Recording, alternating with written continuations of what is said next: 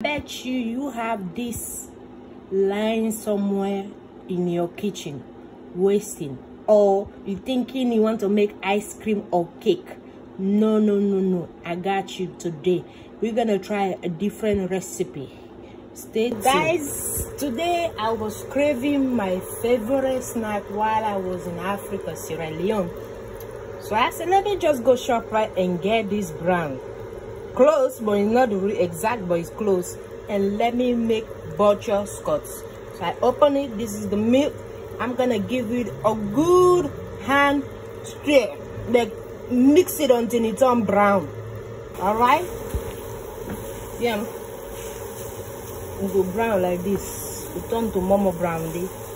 Make it brown. All right, keep mixing until it's brown. Like I said, it's not the best, but it's close. And then keep mixing it until it's brown. The best that it come out. So make sure you wash your hand. And this is the oil.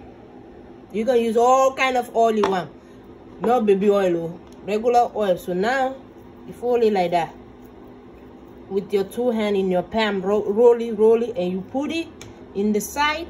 That's how you make butterscotch. So let me fold this one real quick before it get dry. So guys, this is the end result.